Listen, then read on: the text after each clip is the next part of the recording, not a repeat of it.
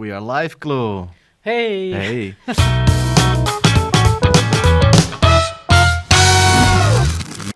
Welcome to Chaos Amazement, where we explore the impact of digital technology on our daily lives. My name is Chloe Larts, and this, ladies and gentlemen, is Phil Verheyen, the one and only. Yeah. Welcome to the show.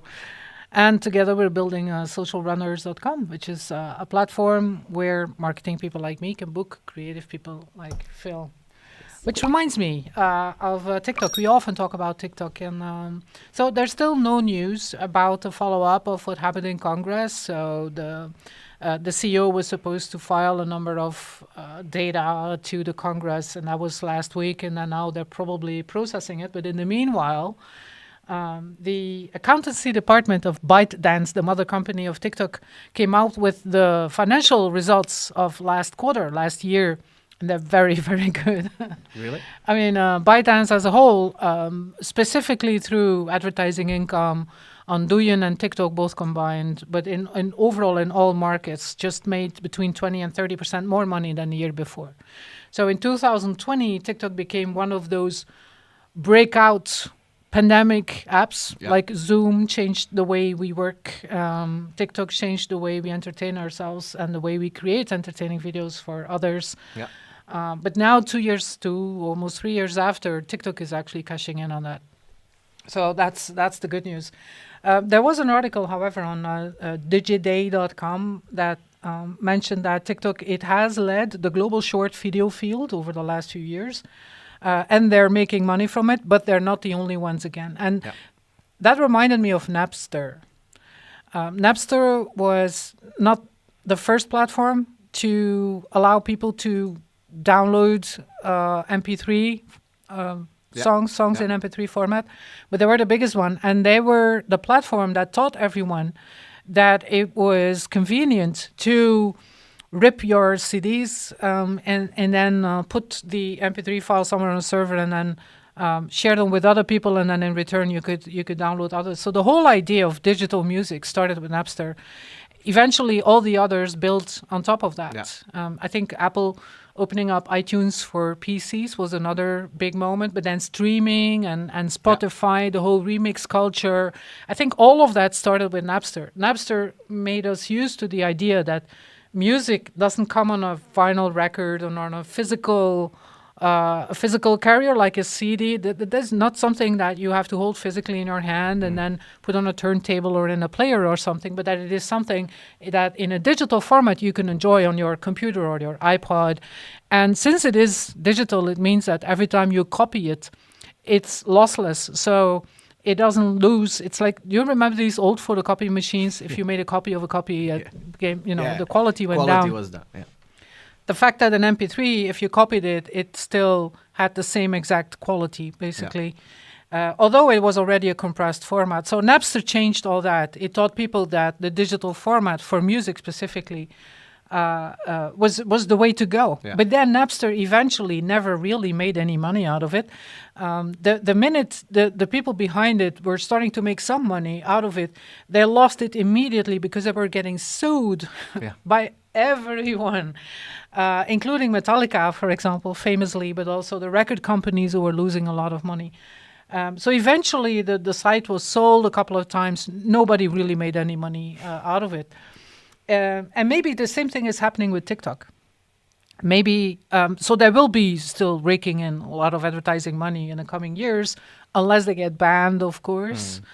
But what they have actually changed in the minds of people is this preference for the short vertical video format, and how easy it has now become for so many people to create these videos themselves. I know that YouTube has been around since 2006. It was still pretty hard to create videos for most people, and TikTok changed that. Last week we talked about CapCut.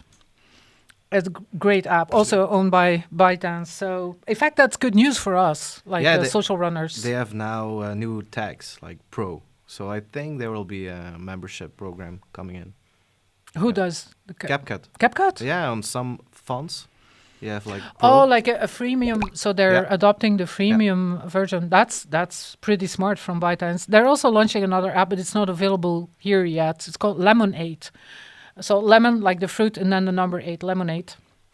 And so this is something that I've been waiting for at least a year now, is social commerce. So it would look a lot more like Instagram. Yeah. So the type of images and videos that are being published on Lemonade are more polished than the ones on TikTok. But it would also be directly linked to m-commerce, basically it is, because it's an app.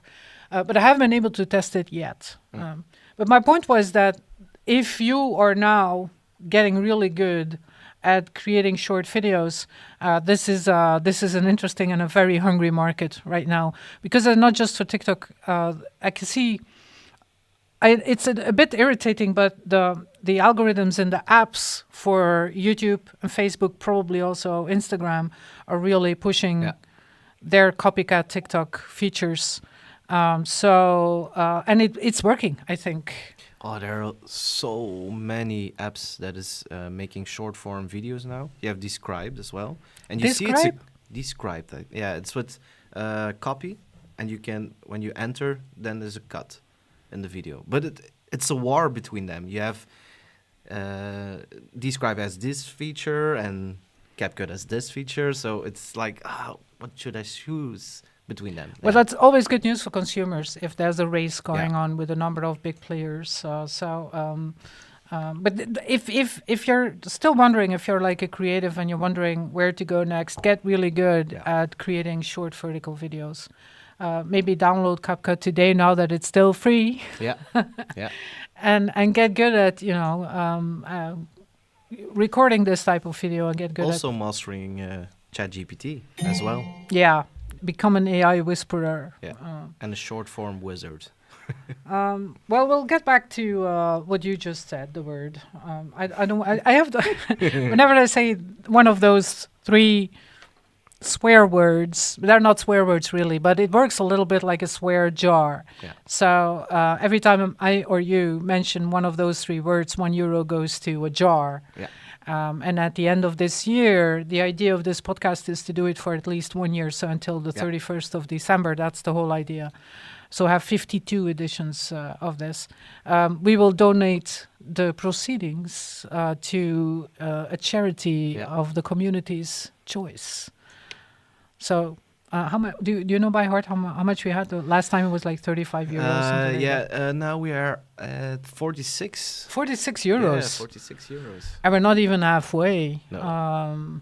Today is which edition? The 15th. So our community can help as well if they ask a question about these topics. Then we have to mention one of these 3 words. But I'll get back to that one. I just I try to avoid regular news. It's probably because I'm getting a little older, and I get upset more easily because if you're getting older,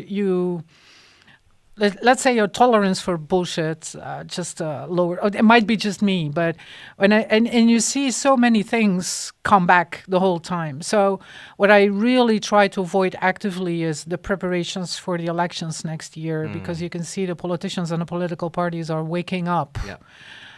I can also see that they've started advertising like crazy, and they're trying to draw the lines of what will become the battlefield. And one on this line is one word that always returns, and I don't quite understand what they mean by it. It's woke. Yeah. So the whole woke thing is, well, I don't. What do you think they mean by woke and anti-woke? For me, woke is be whoever you want to be. But yeah, I don't know what it is. Be whoever you want to be. Yeah, be whoever you want to be. That's even more puzzling to me. Now I'm even more confused. I don't care about the words. Just respect each other, But I don't know what it actually means. Yeah, exactly.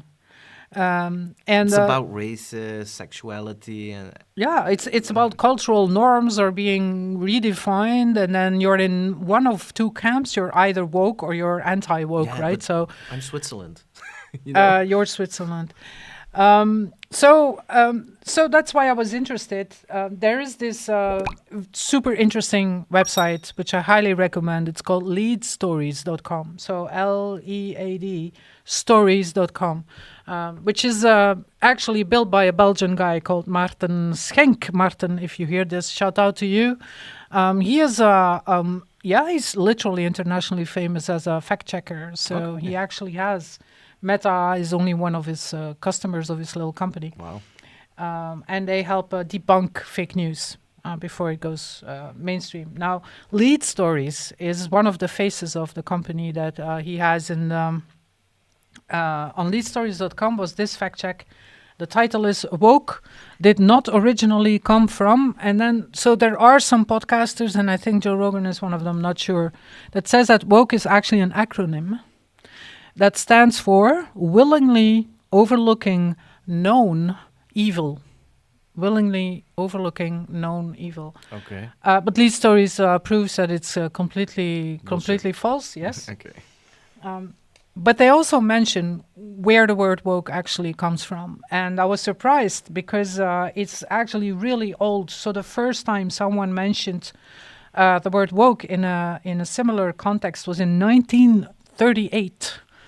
And Wow. it was a folk singer called Leadbelly. And have you heard of Leadbelly before? No. I had, because it's when hipsters started collecting vinyl records of obscure artists so they could say you probably never heard of him. Leadbelly was one of those artists. Okay. And why was that? Because a number of artists like Kurt Cobain and even Bob Dylan, when asked about their influences, they would very often mention Leadbelly. He was a black folk singer, was born at the end of the 19th century, and he was convicted for a murder, and he spent a lot of time in and out of prison. So that's a very short version of who Leadbelly was. So there are no videos available of him because he died in... But he was an influencer. He was an influencer before it was cool, yes. So, of course, recordings of his songs are available. And one of these songs is called Scottsboro Boys, about a case in American history where a number of young black boys were convicted of a crime they didn't commit, which was, of course... common. And near the end of this recording, and so on YouTube, there is a recording of that, by the Smithsonian Institute, put this recording available. And by the end of this song called Scottsboro Boys, Leadbelly actually mentions for the very first time the word woke. I'm not sure if you have it ready. Yeah. You will hear the voice of Leadbelly talking. I advise everybody to be a little careful when they go along through that, but stay woke, keep the eyes open. See, he says, now be careful when you go out there, stay woke, you guys. So actually, the whole stay woke actually resurrected in the context of Black Lives Matter, which makes sense. If you know where it came from, Leadbelly, Scottsboro Boys, and then you be careful out there, guys, stay woke. But then it kind of took on a whole new meaning. I'm not even sure if the politicians in Belgium and the people who are about to vote for one of these two, because it's two particular Belgian political parties who are using it as some sort of something to slap each other with. Yeah. And the one who wins the war for woke will win the elections or something like that. It's very confusing. Yeah. I'm not sure if they realize that it's actually what the context of stay woke is. So we try not to be political, but sometimes we can't help ourselves. Stay woke, people. You be careful out there. Something completely different. Let's three things that just got launched, and then we'll get to the button stuff. Ooh. Yes. There was this, as you know, there every week new applications on top of AI are coming out. And what I like is I try out a lot of those in the course of the week, and then usually they don't work very well, or you get to go one time for free and then you have to pay, I don't know, $10 a month, or, the whole business model is too obvious. But this one actually stood out. It's called beautiful.ai. And so a couple of days ago, I was hired to do a keynote for, an organization to talk about ethics of artificial intelligence, and it was bless them, it was a Zoom presentation. I prefer Zoom over real life. I know I'm weird, and so I had to prepare some slides. I used beautiful.ai to type in. So my prompt was timeline of artificial intelligence. So that's the only thing I typed in, and then in a few seconds, it generates a ready-made PowerPoint slide with an actual timeline. And then the important dates in there, you can pick one of the prompts that are on the left-hand side, like ranking the top 5 streaming services. So what it will do, beautiful.ai, is to, what we're looking at right now is top 5 movies of 2010 with movie posters and box office revenue, and then blah, blah, blah. It makes just that. So the thing about beautiful.ai is, of course, that just like Bing, it is connected to the internet. So it will search trusted sources and then create content on your slide. And then every slide looks completely different. And I like the business model behind it, because I haven't even signed up yet. But I can imagine that if you sign up and you have the premium version, then when you do that in the pro version, you can probably customize the slides. You can probably change the fonts and the colors and mess around with it. Today it is still for free. So today you get 3 free runs every day.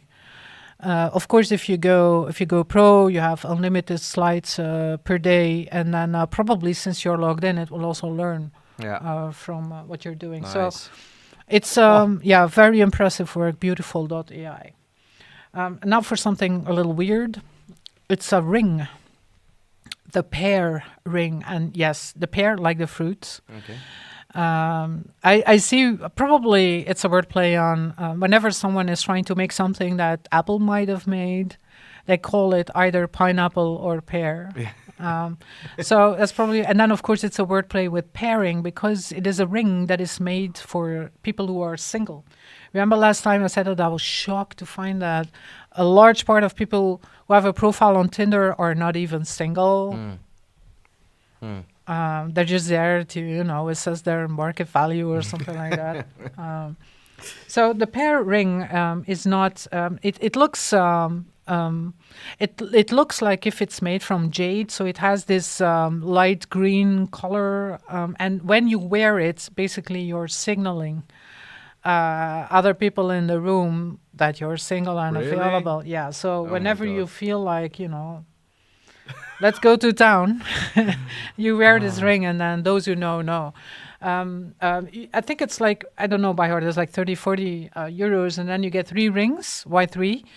Because people have different sizes in rings, and so you get just a small, a medium, and a large, and you just sort it out. Oh my God. And the whole idea is that it is a social experiment, and that there's a whole community behind it. This reminds me of, that's like 10, 15 years ago at least. It was when Tamagotchis were still a thing. There was actually something similar called the Love Getty. I'm not even sure if that's still Love Getty. And that was something that you could wear, I think, around your neck. It was a physical, the Love Getty, a matchmaking. You're not going to believe this. Love Getty was a proximity matchmaking device introduced in February 1989 in Japan. So it was an actual. It was like a keychain, so it was based, I think, on NFC, which is really new near the end of. And so it basically, what it did was, if you got close enough, so to the proximity of someone who also had a Love Getty, they would start flashing, and then you would know, there's another person in the room. You could also do it on your phone, like with a little string. Exactly. Oh my God, yeah. Yeah, it was like a Tamagotchi, really, but for single people. So that was another physical. I actually remember this. I didn't realize it was this long ago. I mean, 1998. Timmy wants to know where you can buy them. I think it's still. It was only $21, but it's a Japanese thing, so I'm not sure if they were ever sold here. Okay. There's a web shop or something. Let me check. I don't think there is, because the Wikipedia article looks like something from a graveyard, really. So I'm afraid that's just internet lore, something that old people like us would. Do you remember? No, but the ring, where you can... Oh, the ring, pearº, Yeah. pearring.co. CO. Yeah, and pear and 2 R's, don't forget. So PEAR and then ring.co, and that's where you can buy 3. So if anyone's in for, if you want to experiment with it, let us know. But who will buy this? Because you need 2 persons who have some ring, no? Yeah, so it's very popular on Instagram. So they have an Instagram account, and then immediately it had like 100,000 of followers, lots of likes. But there's also comments, and then some. Not all comments are positive, because some people say like, "Oh, okay, so this is like a wedding ring," but in the inverse. Yeah. Okay. Yeah, it's sign of the times, I guess. Something completely different. You had a guest in your other podcast who used to work with Steve Jobs. Yeah. Tom Pennings. Tom Pennings. Tom Pennings, yes. He's a Belgian. He's a Belgian. And in what capacity did he work with Steve Jobs? Research and development developer.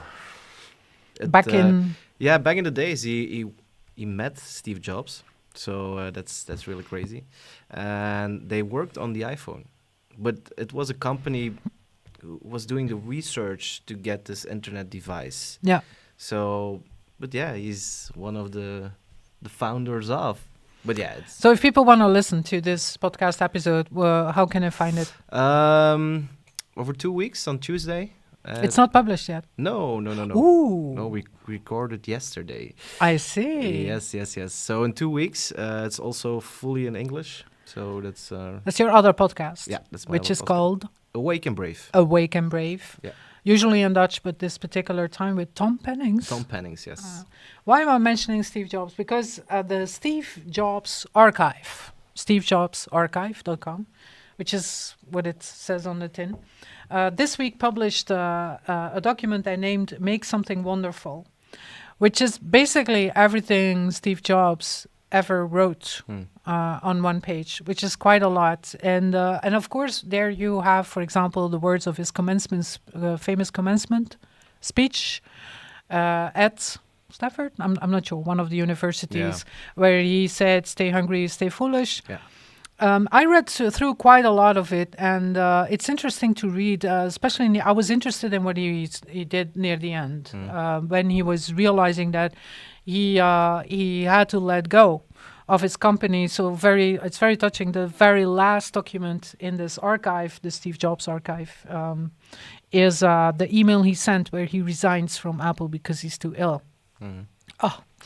But one of the things that I found interesting is that whenever he wanted to remember something, he would email it to himself.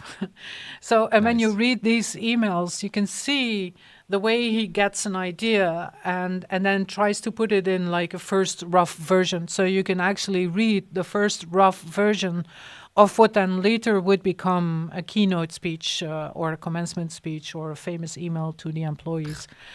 So it's I you know that I'm not one of those like number one Steve Jobs fans. We know now that he could be a terrible person sometimes. So he was definitely not a nice person to work with, I think. Yeah. What did Tom Pennings say about this Yeah, personality? he said that Tim is more of a scaler and that Steve was a visionary. So he was good to get back at the company when he was laid off. When he came back. When he came back, it was good because he had some new ideas, fresh ideas that conquered the world afterwards. But Tim Cook is really the scaler. Is really the guy who takes us to the next level, business-wise. And brings it to everybody's home as well, like the Apple TV. It's also popular. Yes. So, yeah, crazy.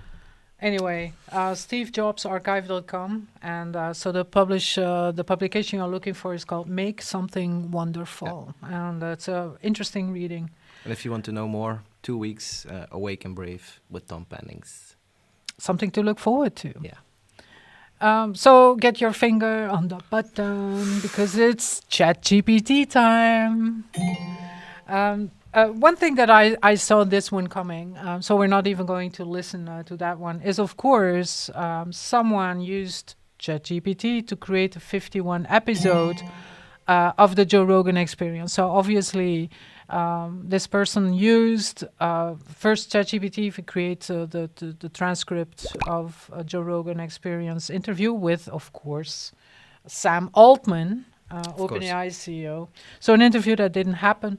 And then he used this deepfake audio technology where you just upload the voices of Joe Rogan and of Sam Altman, and then it will just read them. So there's, it's just, I think this video is, nothing says April 2023 culture, popular culture, as this video. I must say, however, so they had the grace to mention a couple of times this is not a real Joe Rogan, of course, because they don't want to get sued. Yeah. But they had the grace to have this typical. This is what ChatGPT would do, right? So first have this disclaimer and then end with in conclusion. But to be honest, if you just land on the podcast in the middle of the video, and you do not know what the context is, it's fairly convincing. Not just the voice, but the whole conversation that they're having. So if you're curious about it, and you want to Google it like right now, the title of this video is Joe Rogan AI Experience Episode Number 1. Sam Altman, CEO of OpenAI. Or you can subscribe to my newsletter, which is also conveniently called Chaos Amazement. We can show something. Also, the intro is different. Experience. I'm really curious about how the chatbot was able to learn and develop its language capabilities. Can you tell us a little bit about the process of training ChatGPT and how it was able to learn and develop its language skills? Sure, I'd be happy to tell you more about the process. Yeah, wow. Meanwhile, so no news from Bard.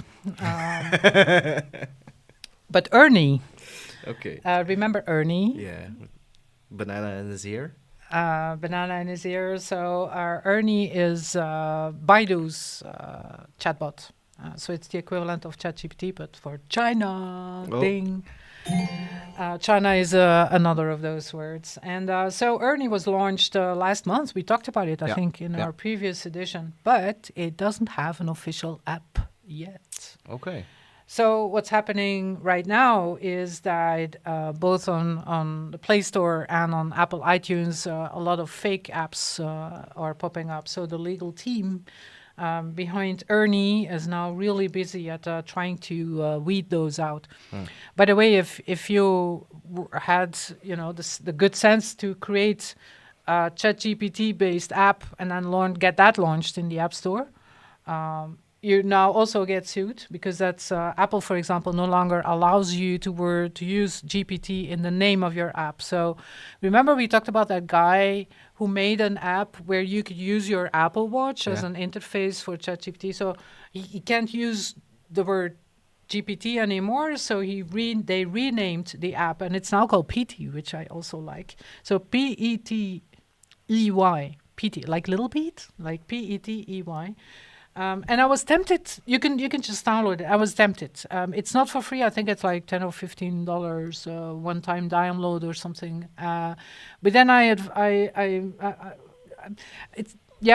one of you guys feels brave and has $10 or $15 to spend, check out PT, Petey. It's an Apple Watch interface for ChatGPT. Okay. But the big news this week, for me, was news in the order of when ChatGPT got launched in November. So it was trending on Twitter, and that's when it caught my eye. I'm also subscribed to a number of newsletters that discuss developments in AI, and all of them were mentioning AutoGPT, which is basically the first example, and now there are several of them, of developers, who are sharing their work on GitHub,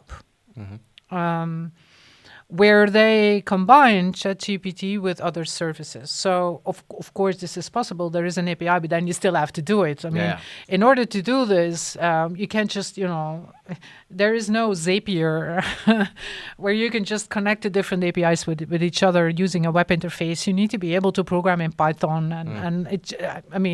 Right now, you have to be an experienced developer to be able to do that. Yeah. And a number of them did exactly that. So 3 of the examples that went viral, that are like in the top 3 on GitHub when it's related to AI, or AutoGPT.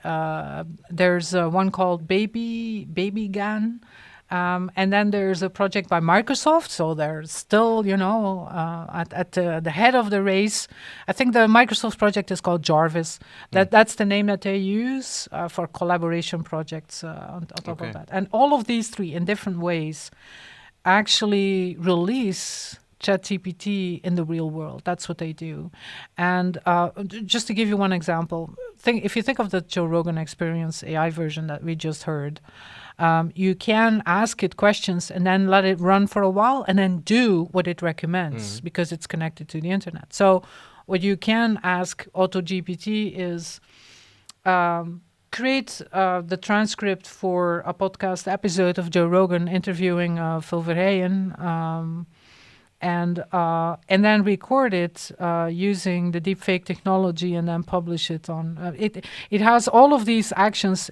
You can theoretically, if it were combined, this gets me dreaming, because for me it's somewhere in between that year that Skynet became self-aware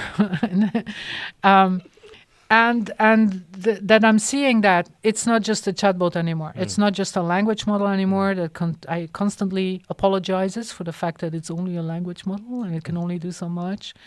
And its knowledge is limited to whatever the knowledge up until somewhere summer of 2022 or something like that. It's now live. It can now do real life, real-time internet searches. It can now connect. It can order stuff for you online.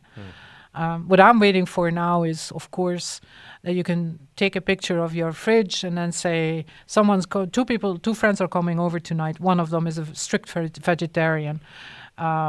How can I amaze them with a 3-course dinner plus wines based on what I have in my fridge, and then just order a budget of 100 euros. So just order what's missing, and then put some videos ready where you walk me through preparing the meals in the hour before they arrive, and then you just let it run, and it will get things done. So instead of just giving you input, your input is text and the output is text, it now does things. Yeah.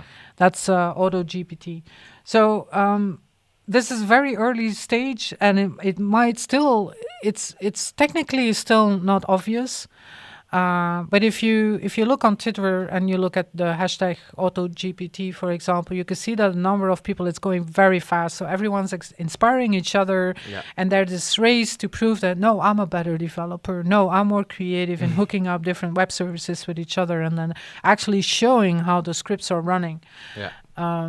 So if you want a playground to see how far you can take it, there's, what was the name of it again? God mode. I just discovered it on my way. So what is the URL again? It's godmode.space. Godmode.space. So Phil is now typing in God mode. I want to drink wine, but I don't have wine. Okay.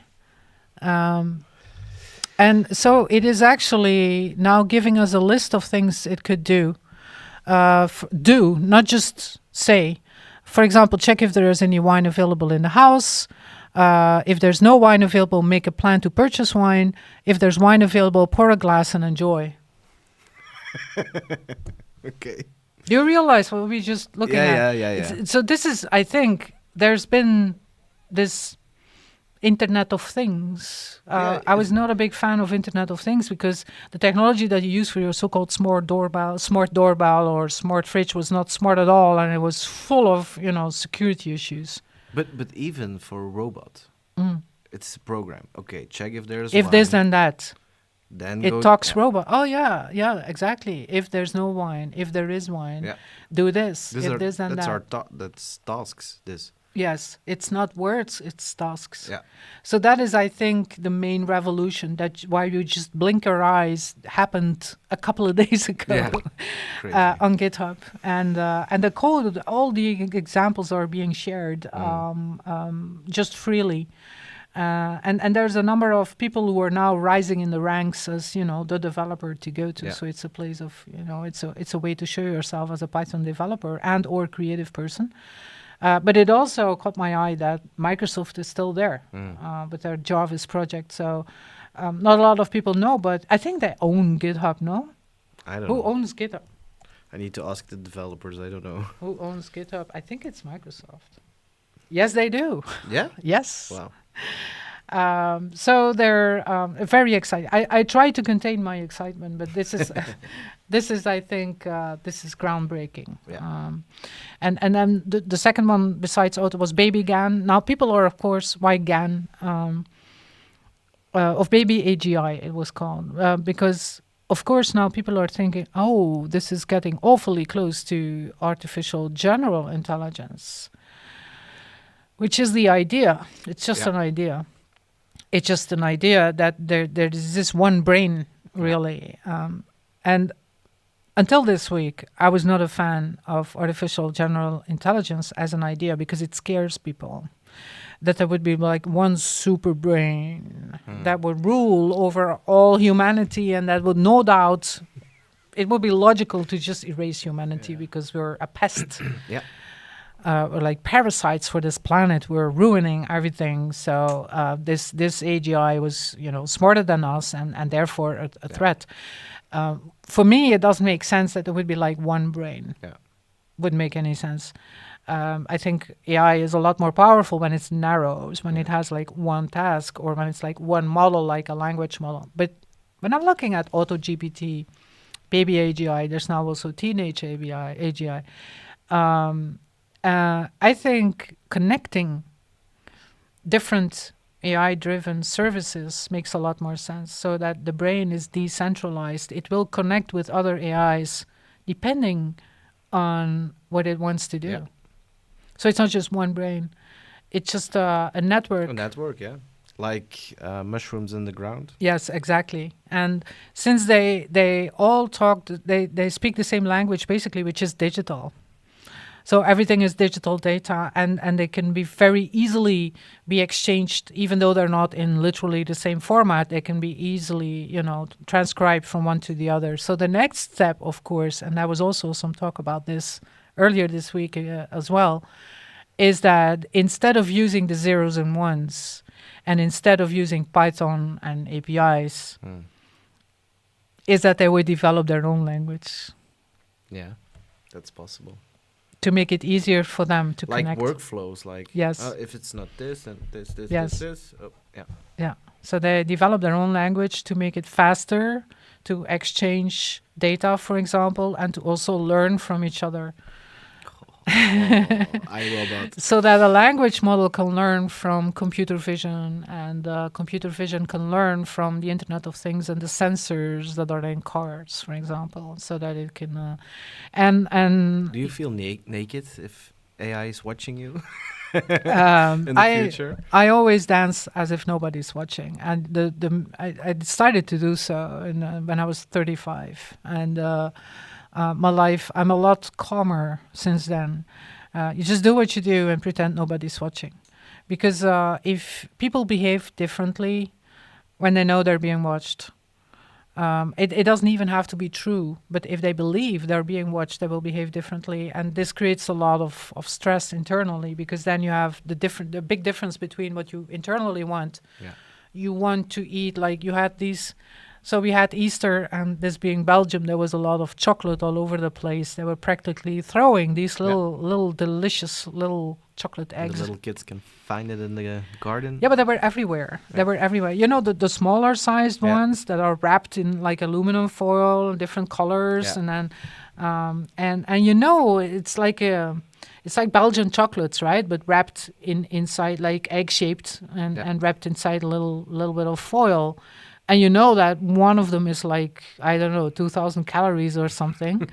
But you can't help yourself. So this is your inner animal. Your inner child wants to eat all the eggs. But then because you know other people are watching, Yeah, true. you try not to eat them all. Yeah.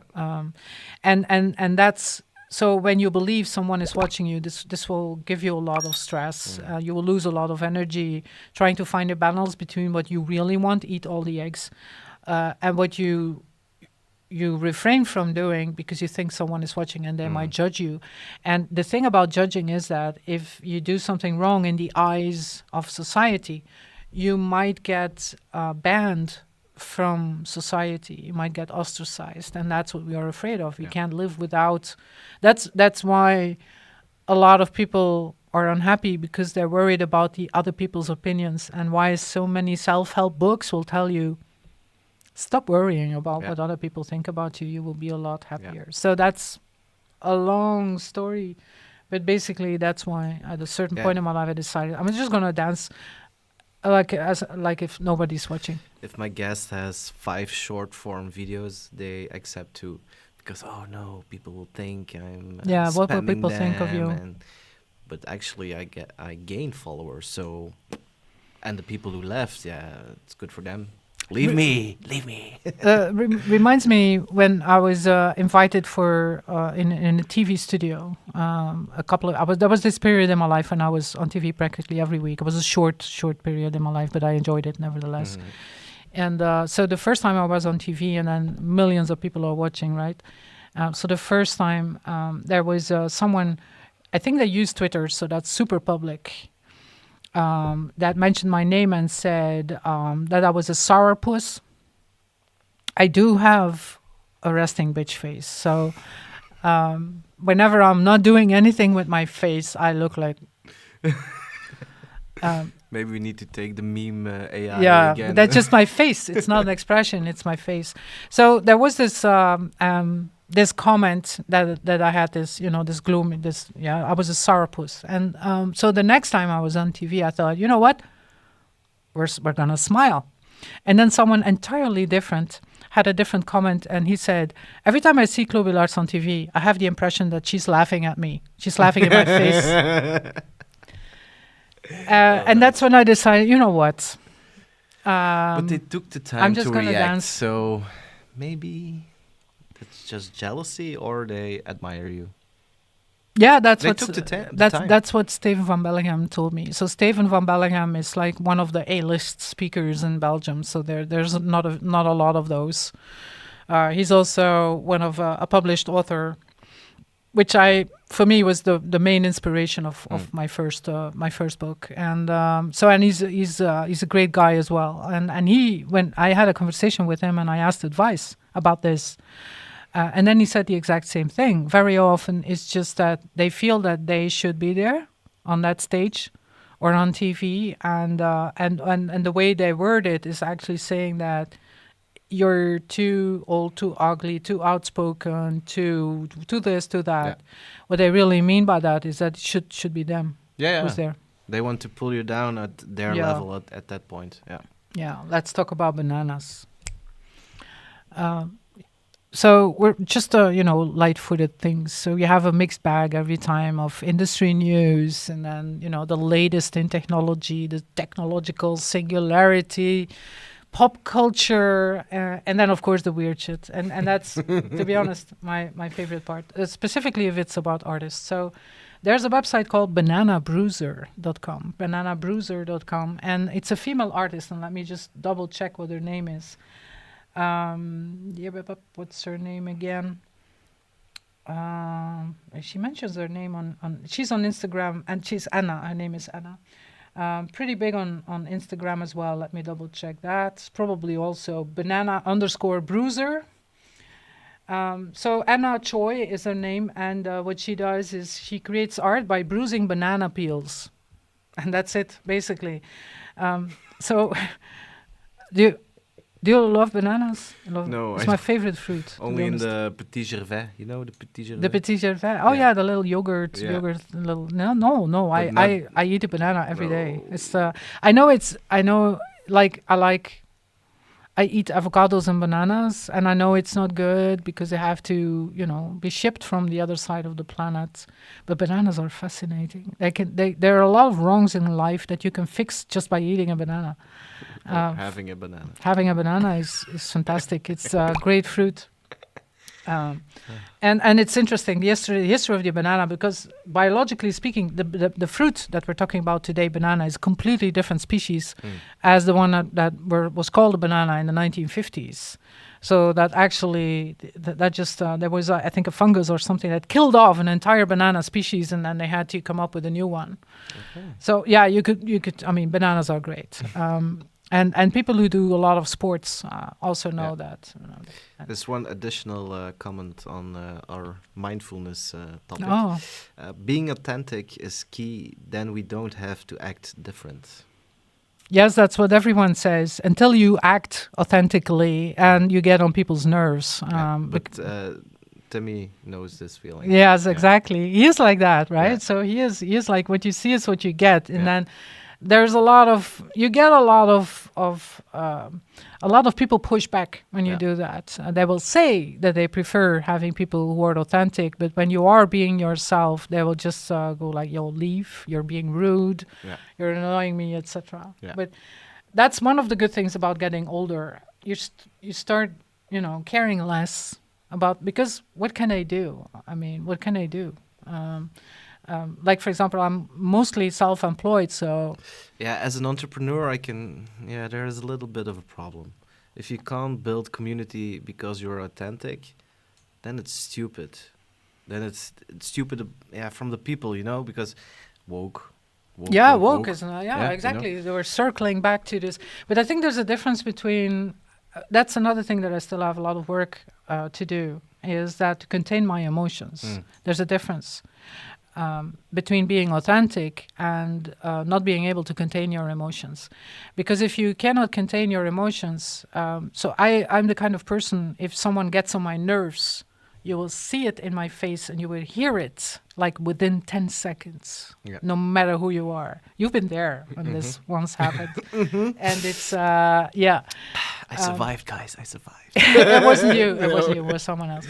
But the thing is, the skill I really want to learn is how to contain my emotions, because there are people who actually enjoy triggering me or other people. As soon as they know there are certain words, and maybe it's the word like woke or anti-woke, and whenever I just mention the word, they go like boom, and you can see that they're, in the face, that they're getting angry or upset, and that's something that's not about being not authentic. It's about not being as easily manipulated in your emotions. And then, for me, there's a difference. But bananas, I think it's fascinating because you buy them when they're still a little bit green.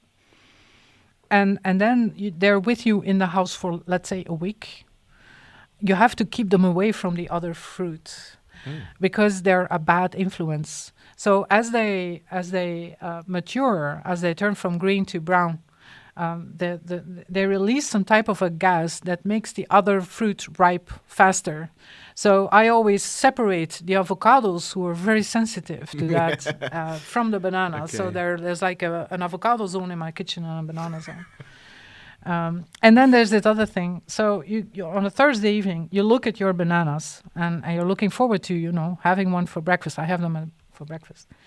And then something happens during the night. It's like a banana fight club or something. It's sort of secret fight club. And so there's like an almost perfect banana on Thursday night. And then on Friday morning, they look like they've been beaten up. They've, and that's what I like about Banana Bruiser, because she turns this phenomenon that bananas can bruise so easily, and you don't know who's been handling this banana at night. Were the bruises already, under the skin? So she actually turns this into art. That's my whole point, Banana Bruiser. So I absolutely love her. Nice. Bananabruiser.com/store is where she has prints and merchandise. So there's a lot more going on. And then maybe to help contain our emotions, there's, of course, there's music. And that's another thing. We talked about breakout channels and apps like Zoom and TikTok during the pandemic. So another one that I really enjoyed during the pandemic is a YouTube channel called Lo-Fi Girl. You know who she is? I love it. Every day I listen to it. Literally every day. You have difference. You have jazz, hip hop. You have different channels. Channels, yeah. But I love Lo-Fi Girl because it's mellow. And it's very simple, right? So Yeah. it's like it's anime style, I might say, with lots of purple and pink, and there's a cat in there as well. So you're basically Tokyo neon style. Yeah, it's a very but that's it basically. So there's not a lot happening. You're just watching. It's a little animated, I think. So you're not supposed to watch it either. It's a loop. It's a loop of 10 seconds, I think, or 20 or. Now, the 1st of April, Lo-Fi Girl disappeared from the image, and so did the cat. So a lot of people were wondering what's going on. You never know. I mean, there might be so many ways that a channel like Lo-Fi Girl might get killed off because of rights, digital rights management issues, legal issues. So people were wondering about that. So from the 1st of April until I think the 11th or the 12th, so until sometime this week, Lo-Fi Girl disappeared, and then it came back. But there's a new stream right now, so there's not just Lo-Fi Girl. There's now also Synthwave. So same channel. Nice. Synthwave. And Synthwave is a boy. Okay. So there's now also a lo-fi boy. Woke. And the cat seems to move from one to the other. Cute. Okay, nice. So if you are looking for some chill music to have in the background while you're doing something else, like doing your homework or studying, working, writing invoices, stuff like that. And I highly recommend Lo-Fi Girl and now the twin stream called Synthwave, where you have a lo-fi boy. Right. Nice. And then, the very last thing I would like to talk about, I'm not sure if you have that one ready. I forgot to mention it. It's the Japanese girl group. Okay. I will. Do you want me to help you? Yeah, I got it. You got it. Now, before we have a look, so it's like the Spice Girls, but Japanese. And before you think, oh, Japanese, this is going to be super weird. It's not super weird. It's actually 4 girls, and the whole thing of this band, they're called First Take. The First Take, I think, is the name of the band. The First Take, so 4 girls, girl group. But this is one of the, first of all, the song is an earworm. The song is called Otana Blue.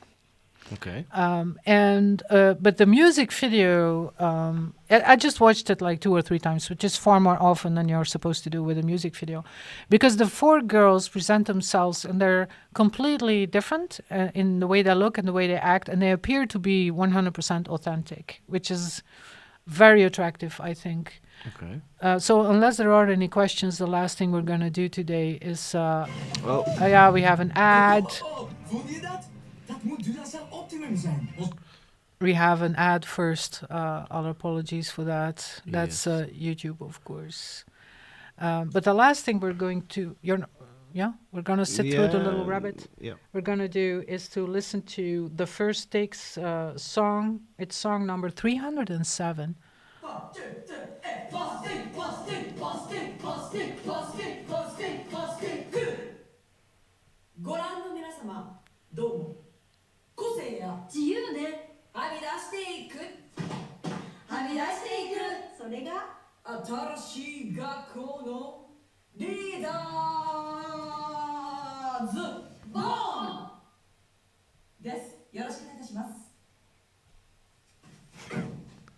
So they present themselves as a group called The First Take, and then I will start singing. Look how many subscribers. How many subscribers? Almost 8 million. And this video has how many views? 8.1 million. 8.1 million. Crazy. Otona Brew is the name of the song. Okay.